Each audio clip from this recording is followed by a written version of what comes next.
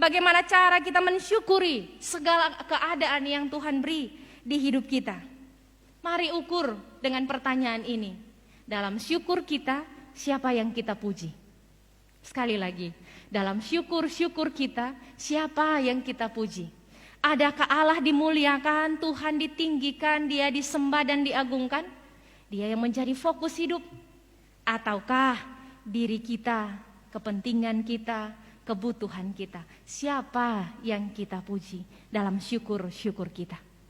Jemaat yang dikasihi dan diberkati Tuhan, ketika keadaan-keadaan hidup sedang sulit, kalau kita mampu bersyukur, biasanya syukur kita tertuju benar pada Allah. Tetapi seringkali ujian justru datang ketika keadaan-keadaan sedang baik, sedang berlimpah, sedang ada. Apakah masih Allah yang kita puji? Atau pujian-pujian kita telah bergeser? Kadang-kadang pengucapan-pengucapan syukur kita justru membawa kita terjebak pada kebiasaan-kebiasaan yang salah. Bersyukur Bapak Ibu Saudara-saudara tidak harus membuat kita harus membawa sesuatu dan kemudian membagikannya kepada orang banyak. Tradisi pengucapan syukur dengan mengundang tamu makan bersama adalah tradisi kita, budaya Minahasa. Sebab dengan menjamu makan kita membagi kasih kita. Tidak salah, tidak dosa. Tidak. Tetapi ucapan-ucapan syukur yang demikian seringkali membawa kita pada jebakan pesta pora, gaya hidup hedonis, pada budaya-budaya yang justru menghilangkan esensi, substansi dari pengucapan syukur itu. Terkadang Bapak Ibu Saudara-saudara, orang basadia banyak, karena DP tolak ukur jadi begini, apa tuh orang mau bilang dang? Bukan pada apa tuh Tuhan mau bilang. Kandati ba utang, ba pinjam, mesti ada. Terserah mau cari bagaimana.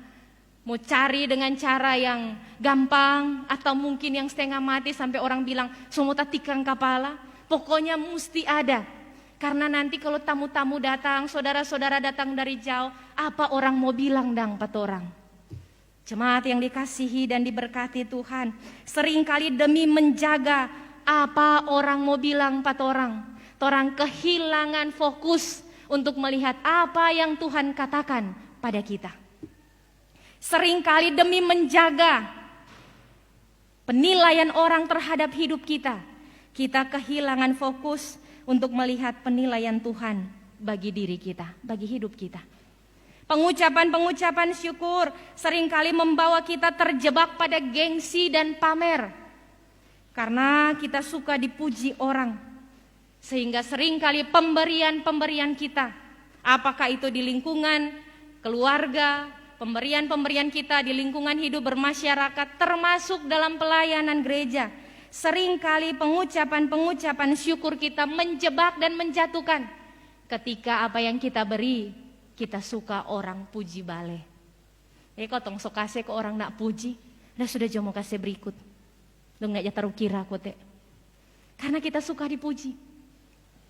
Apa yang kita beri kemudian tidak mendatangkan kebaikan dalam hidup kita, tetapi justru menjadi jebakan yang menjatuhkan kita dalam dosa.